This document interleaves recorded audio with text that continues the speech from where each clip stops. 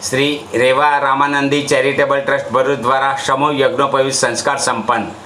શ્રી રેવા Ramanandi charitable trust Bharuch જે શૈક્ષણિક, સામાજિક, આરોગ્યલક્ષી સેવાઓ કરે છે, સનાતન ધર્મના ઉત્પત્તિ સ્થાનના સાધુ રામાનંદ આચાર્યના વંશજો રામાનંદી સાધુ જે ભરૂચ જિલ્લા સહિત ગુજરાતભરમાં વસવાટ કરે છે, જે રામાનંદી પરંપરા અનુસાર ભગવાનને લાડ લડાવવા, જનોઈ ધારણ કરવી એટલે ભગવાન મારી સાથે છે તેવો ભાવ પ્રગટ થાય છે। આજરોજ નીલકંઠ મહાદેવ મંદિર ખાતે દ્વિતીય સમૂહ જનોઈ તથા વાર્ષિક સાધારણ સભા પ્રમુખ ગજાનનભાઈ મહંતના અધ્યક્ષસ્થાને યોજાઈ હતી, જેમાં ભરૂચ જિલ્લા ભાજપ પ્રમુખ પ્રકાશભાઈ મોદી, મહામંત્રી રામપ્રકાશ વૈષ્ણવ, ટ્રસ્ટી ભગવાનભાઈ મહંત, પિયુષભાઈ વૈદ્ય, અતુલભાઈ મહંત, પ્રવીણભાઈ મહંત, વિનોદભાઈ મહંત, ઠાકોરભાઈ સાધુ, મહિલા મોરચા પ્રમુખ દીપાલીબેન એન દાસ, ઉપપ્રમુખ દીનાબેન મહેતા, દેવીલાબેન સાધુ સહિત ઉપસ્થિત રહ્યા હતા। કાર્યક્રમનો પ્રારંભ દીપ પ્રાગટ્ય બાદ બાળકો દ્વારા પ્રાર્થના અને સ્વાગત ગીત રજૂ કરાયું હતું તથા પુષ્પમાળાથી સ્વાગત સન્માન કરાયું હતું। આ પ્રસંગે મહાનુભાવોએ જણાવ્યું હતું કે જનોઈ એ ફક્ત ધાગો પહેરવાનો નથી પરંતુ જ્ઞાન વહેંચવાનો છે તેમ કહી જનોઈ ધારણ કરવું એટલે દેવ દેવી ઋષિમુનિના આશીષ મેળવી સંસ્કારનું સિંચન કેળવે છે। સામૂહિક જનોઈ દ્વારા સમાજમાં ખર્ચના પ્રમાણમાં ઘટાડો થાય છે, સામાજિક એકતા અને સંગઠનમાં વધારો કરી પ્રગતિ થાય છે। આ સહિત રાહત દળે ચોપડા વિતરણ કરવામાં આવ્યું હતું। કાર્યક્રમમાં આભાર વિધિ પ્રગતિબેન મહંત દ્વારા કરવામાં આવી હતી। આ પ્રસંગે ભરૂચ જિલ્લા સહિત અન્ય જિલ્લાના ગામોમાંથી મોટી સંખ્યામાં ભાઈ બહેનો હાજર રહ્યા હતા।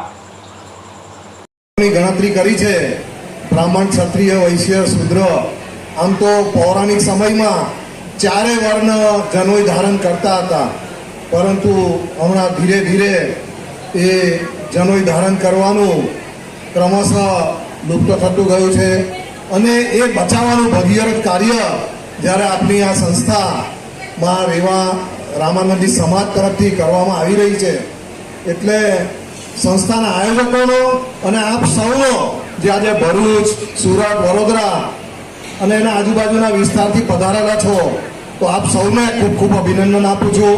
રેવા રામાનંદી સમાજ ટ્રસ્ટ તરફથી સામાજિક કાર્ય કરીએ છીએ, જેવી રીતે કે નોટબુકોનું વિતરણ કરવું, કોઈ હોનારત થાય તો કીટ આપવી, શિક્ષણને લગતું કંઈ બી હોય, દાખલા તરીકે અમે ચોપડાનું વિતરણ કરીએ છીએ અને એક ચોપડાની કિંમત અમે 20 રૂપિયા રાખેલી છે।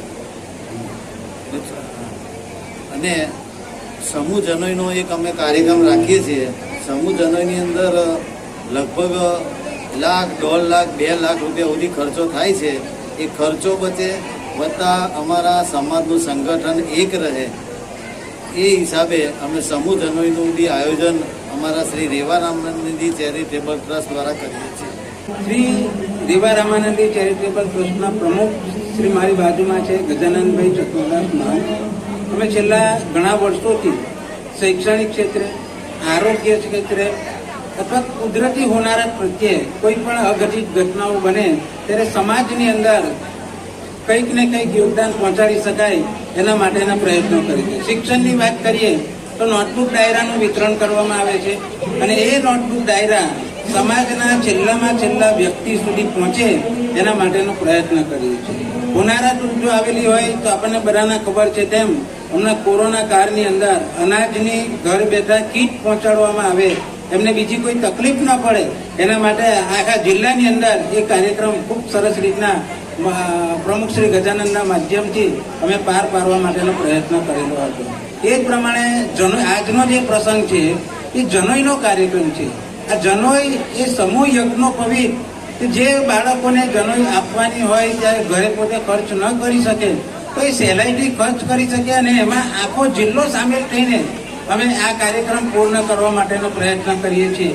એને શિક્ષણ માટે કંઈક અંદરથી તમન્ના જાગે અને એ કરીને ભગવાન પણ મારી સાથે છે, સનાતન ધર્મના મૂળમાં જો કંઈ હોય તો એક અગત્યની વાત એ છે કે ભગવાન મારી સાથે છે તો માણસને કોઈ પણ જાતનો ડર ન રહે અને એ હેતુ સિદ્ધ કરવા માટે જનોઈનો કાર્યક્રમ છે। સાથે વિદ્યાભ્યાસ પણ એ પ્રાપ્ત કરવાની શરૂઆત કરે। એવું કહેવાય કે પુરાણ કાળમાં કાશીની અંદર જઈને એ વિદ્યા પ્રાપ્ત કરતો એટલે એને કાશી યાત્રા પણ કહેવામાં આવે છે।